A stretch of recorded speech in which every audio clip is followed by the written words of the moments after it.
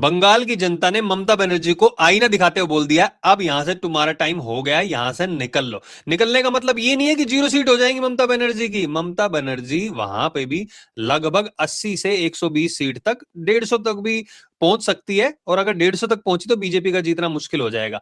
लेकिन यहां पर सबसे इंपॉर्टेंट बात यह है, अमित शाह को जो धमकी दी थी ममता बनर्जी ने, वो उल्टी पड़ गई है। और समीकरण क्या बन रहे हैं यहां पे बीजेपी के जीतने के? आज फेज 1 का चुनाव हुआ है, आज वोटिंग हुई है उसकी, लेकिन उसमें जो सीटें हैं उससे बीजेपी में खुशी की लहर है। क्यों है वो भी मैं आपको बताऊंगा, इस वीडियो को अंत तक देखना। और आपसे ही पूछना चाहता हूं कि आप चाहते हैं कि बंगाल में बीजेपी की सरकार आनी चाहिए या फिर टीएमसी की ही सरकार रहना चाहिए? कमेंट सेक्शन में जरूर बताइए। इस वीडियो को सब लोगों के साथ शेयर जरूर करना। जो पहली बार देख रहे हैं हमारे चैनल को सब्सक्राइब करें। तो स्टार्ट करते हैं। आज वोटिंग हुई है फेज 1 की। पिछली बार जो चुनाव हुए थे उसमें 8 फेज में वोटिंग हुई थी 2021 में। अब की बार सिर्फ 2 फेज में हो रहे हैं। और इसका मुख्य कारण और भी है, क्योंकि जो फेज 1 की जो सीटें निर्धारित की गई हैं 152, उसमें से बीजेपी को 59 सीट्स मिली थी। अगर बीजेपी को बंगाल जीतना है तो फेज 2 के भरोसे नहीं रहा जा सकता। यहां पे बीजेपी को अपनी सीटें डबल करनी पड़ेंगी, यानी कि 59 से 118 सीटें अगर वो कर पाते हैं, 118 छोड़ो, 100 110 तक भी पहुंच जाते हैं, तो बीजेपी प्लस पॉइंट में रहेगी। और पूरे पूरे चांसेस हैं कि बीजेपी यहां पे सरकार बना ले। एसआईआर पहले ही हो चुका है, बहुत सारे लोगों का नाम भी वहां से कट चुका है। इससे भी अनुमान लगाया जा रहा है कि बीजेपी जीतती है। लेकिन ममता बनर्जी ने कहा कि अमित शाह की एक पेन ड्राइव मेरे पास है, अमित शाह 4 तारीख से पहले यहां से निकल मत जाना। पता नहीं किस धमकी भरे अंदाज में कह रही है। और उन्होंने ये भी कहा कि इसकी आंखें ऐसी लगती है जैसे अभी तुम लोगों को ये खा जाएगा।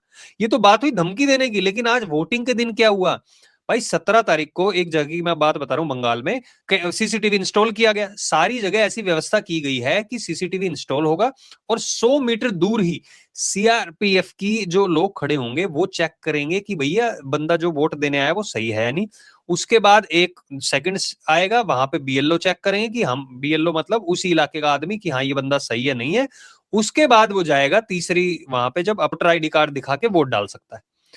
और वो सारी चीजें सीसीटीवी में रिकॉर्ड होंगी। अगर कोई वहां पे गलत चीज करता है तो सीसीटीवी फुटेज से वहां पे उसको पकड़ा जा सकता है। एक जगह पे पोलिंग बूथ से 17 तारीख को सीसीटीवी कैमरा लगाया गया, 19 तारीख को उसकी टेस्टिंग की गई, 22 तारीख को ठीक कुछ घंटे पहले ही वोटिंग से सीसीटीवी गायब।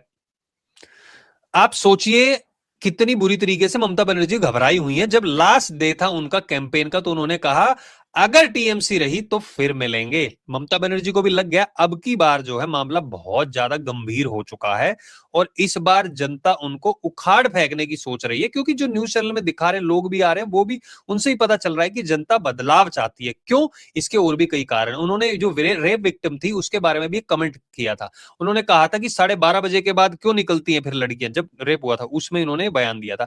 अब महिलाओं के ऊपर एक कमेंट किया, और महिलाएं सबसे ज्यादा बीजेपी से जुड़ी हुई है। पिछली बार 45% टोटल जो वोट शेयर था बीजेपी का, लेकिन फिर भी उन्हें 77 के आसपास सीटें आई थी। 59 यहां पे और 18 दूसरे फेज में जो अभी होना बाकी है।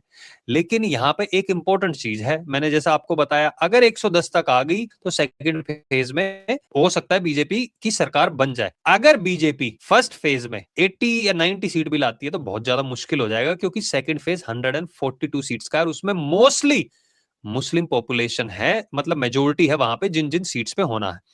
लगभग 50 से 60 सीटें ऐसी है जहां पे 25, 28, 30, 35%, 65% तो मुर्शिदाबाद में आपको पता ही है मुस्लिम पॉपुलेशन है वहां पे। वो आपको पता है सीधे तौर पे कहते हैं कि हम तो वोट नहीं देंगे। असम में भी एग्जांपल देखा था आपने, हिमंता बिस्वा शर्मा कह रहे थे कि मैं जब बोलता हूं मदद की है तो मुस्लिम कहते हैं किडनी मांगो किडनी दे देंगे, वोट नहीं देंगे आपको। तो दिखाया ऐसा जाता है कि मुस्लिम की पार्टी नहीं है बीजेपी। और ये ममता बनर्जी ने भी कहा, ममता बनर्जी ने कहा कि मैं ऐसे गंदे धर्म को नहीं मानती जो बीजेपी का है।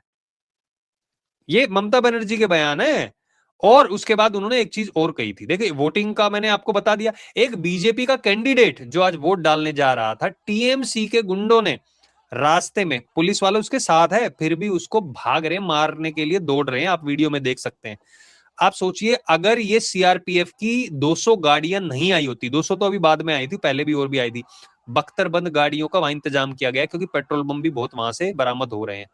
वो बख्तरबंद गाड़ियां अगर नहीं होती तो क्या होता। इसीलिए ममता बनर्जी ने कहा था थोड़े दिन पहले कि ये 200 गाड़ियां आ रही हैं, ये आपको डराने के लिए आ रही, आप पे हमला करने के लिए आ रही, अपने लोगों को यानी कि मुस्लिमों को वो डरा रही थी और वो कुछ ऐसा करें जिससे कि ये सीआरपीएफ पर हमला हो सके, ऐसी वो भाषण दे रही थी। तो यहाँ पे धर्म की बात करते हैं, सीआरपीएफ को बोलते हैं कि आप पे हमला करने के लिए आ रही है, और अमित शाह को बोलते हैं कि तुम्हारी पेन ड्राइव मेरे पास है। पेन ड्राइव की बात वो कर रही है, कुछ लोगों का ये भी कहना है स्कैम था एक, उसके अमित शाह से जुड़े तार हो सकते हैं, ये वो बात कर रही है। हालांकि इसकी कोई पुष्टि नहीं है और ये बताया जा रहा है कि ये बस ऐसे ही दाना डाल रही है, कह रही है, सोच रही है कि अमित शाह थोड़े से रिलैक्स हो जाएं और ज्यादा अटैक ना करें। लेकिन योगी आदित्यनाथ ने भी जिस तरीके से वहां पे भाषण दिया है और कहा है कि ये लोग चाहते हैं कि यहाँ पे उर्दू बोली जाए, लेकिन यहाँ पे उर्दू नहीं बोली जाएगी, यहाँ पे बंगाली ही बोली जाएगी। ममता बनर्जी के गुंडे कह रहे थे कि भाई यहाँ पे आपका मछली खाना भी बंद करवा देंगे। बीजेपी के नेता मछली लेके घूम रहे, कह रहे मछली बंद नहीं हो सकती यहाँ पे, बल्कि मछली का अच्छे से उत्पादन कैसे हो सकता है, व्यापार कैसे हो सकता है, वो हम मदद करेंगे। उन्होंने कहा है, अमित शाह जी ने, जब उनसे पूछा गया कि आप 170 सीट क्या लगता है ले आएंगे, उन्होंने कहा बहुमत से भी ज्यादा, बहुमत का आंकड़ा है 147। 110 अगर पहले फेज में आ गई तो दूसरे फेज में उनको सिर्फ 37 सीट्स चाहिए 142 में से। सेकंड फेज के जो क्षेत्र है उसमें बीजेपी को 18 सीट्स मिली थी और बहुत सारी सीटों पे वो रनअप रही थी और कम मार्जिन भी था। तो यहाँ पे चांस, आप सोचिए कई चीजों का इसमें इंपैक्ट है, क्योंकि एसआईआर जहां पे कई लाखों वोट कट चुके हैं, ऐसी कंस्टिट्यूंसी है जहां पर कई कई लाख एक ही जगह से कटे हैं, और कई ऐसी जगह हैं जहां पे बीजेपी का, फॉर एग्जांपल शुभेंदु अधिकारी, वो लगभग आई थिंक 1500 या 2000 वोट से जीते थे, वहां पे भी लगभग 8-10 हजार वोट बताए जा रहे हैं, अभी इसमें कितनी सच्चाई है वो वोट भी कटे हैं। लेकिन जहां पर टीएमसी क्लोज मार्जिन से जीती है या फिर 10-20 हजार वोटों से भी जीती है, वहां पे भी कई सीटें ऐसी है जहां पे बताया जा रहा है कि लगभग 50,000 से 1 लाख तक के वोट कटे हैं वहां पर। और ये वोट इसलिए नहीं कि वहां पे बीजेपी जीत सके, उनमें से जो लाखों वोट कटे हैं उनमें से कुछ हजारों लोगों ने कहा है कि भैया हमारे वोट दोबारा जोड़ दिए जाए। तो आप सोच सकते हैं कि कैसे यूज किया जा रहा था जो मर चुके थे या जो मूव हो चुके थे। अब कई लोग जो मुंबई से अलग अलग शहरों में रह रहे हैं वो वापस आ रहे हैं, उनसे पूछा जा रहा है न्यूज चैनल के द्वारा कि भैया आप कहाँ से आ रहे हैं, महाराष्ट्र से आ रहा है, कोई गुजरात से आ रहा है, कहीं से आ रहा है, किस लिए आ रहे हैं, हम वोट देने आ रहे हैं। अच्छा, क्या लगता है कि बदलाव होना चाहिए, कि हाँ बदलाव होना चाहिए इसलिए हम इतनी दूर आए हैं वोट देने के लिए। यानी कि सीआरपीएफ की जो गाड़ियां आई हैं उसने ये सुनिश्चित किया है कि आप आइए, आप वोट दीजिए, आपकी सुरक्षा हमारे हाथ में है, और ये दिखा भी दिया है। कहीं से भी ऐसी कोई मेजर ऐसी खबर नहीं आई है जहां पे दंगे हुए। बूथ कैप्चरिंग की बातें आपने बहुत सुनी होगी, लेकिन इतनी सुरक्षा कड़ी होने के बाद बूथ कैप्चरिंग यहां पर नहीं की जा सकती। बूथ कैप्चरिंग में वो क्या करते थे, कैप्चर करके वहां पे वोट डाल देते थे टीएमसी के नाम के। बुर्का पहन के औरतें आ जाती थी, स्पेशल वहां पर महिलाओं को बिठाया गया कि आईडी चेक करेंगी, जो भी बुर्के में आएंगी उनकी आईडी चेक की जाएगी और पता लगाया जाएगा कि जो वोट देने आ रहा है वो वही महिला है या कोई और महिला है तो नहीं है। यहां पर मैं यही कहूंगा, मेरा जो आंकड़ा है उसके अनुसार मुझे लग रहा है 140 से 160 के बीच में बीजेपी की टोटल सीट्स आ सकती हैं। पहले फेज में जो मेरा अनुमान बता रहा है, बीजेपी 100 क्रॉस कर जाएगी, और बीजेपी ने 100 क्रॉस कर लिए, अगर 100-101 भी रहा तो वहां पे उनको सिर्फ 1/3 सीट चाहिएगी। 142 सीट है, 1/3 से भी कम हो गया, इतनी सीट्स चाहिएगी, जिसमें 18 उनकी पहले ही थी। ऑब्वियसली रिटेन करने की सोच रहे होंगे, काम तो किया ही होगा, वहां पे उनको लगभग 2.5 गुना वहां पे सीट करनी होगी। तो इसमें लग रहा है कि अब की बार जो बदलाव की बातें की जा रही हैं वो होती हुई नजर आ रही है। ममता बनर्जी ने एक जगह पे जाके कि अगर हम हैं तभी तुम हो, यानी कि अगर यहाँ पे हम नहीं होते तो तुम्हारी रक्षा करने वाला कोई नहीं है। मतलब टीएमसी के गुंडे मारेंगे और टीएमसी की नेता आके कहती है हमें, इसलिए तुम सुरक्षित हो। यानी कि ये एक बचाव के नहीं, एक धमकी के रूप में बोला जा रहा। एक जगह पे तो वो कह भी रही है, वहां का कोई अधिकारी था, कह रही है कि मुझे पता है कौन अधिकारी है और तुम्हारा नाम क्या है, तुम कहाँ रहते हो, चुनाव हो जाने दो उसके बाद देखते हैं। यार सीधे सीधे धमकी, आप सोचिए वहां पे लोग कैसे निकलेंगे, उनके घर के बाहर कुंडियां लगा दी जाती थी, इतना खौफ था। तभी तो ममता बनर्जी यहाँ पे रह रही है। कई लोग लिखेंगे भाई कांग्रेस की, अरे कांग्रेस भाई ऐसा लग रहा है कि कांग्रेस देश में पार्टी नहीं है, कांग्रेस नाम की कोई पार्टी नहीं है। वो पहले ही हट गए, उन्होंने सोचा कुछ 2-4-15 लोग हमें वोट दे देंगे तो बीजेपी को फायदा ना हो जाए, वो कैंपेन ही नहीं कर रहे। एक दिन गया था राहुल बाबा, वहां पे कह दिया ममता ने भ्रष्टाचार किया है, बस खत्म। उसके बाद कोई रैली नहीं है वहां पे। क्यों? ताकि ये एक तो कहीं ममता बनर्जी वहां पे जीत जाए और उसके बाद उनसे चिढ़ ना जाए, इंडी गठबंधन का हिस्सा है, और अगर वो हार गई तो फिर वैसे प्रॉब्लम हो जाएगी।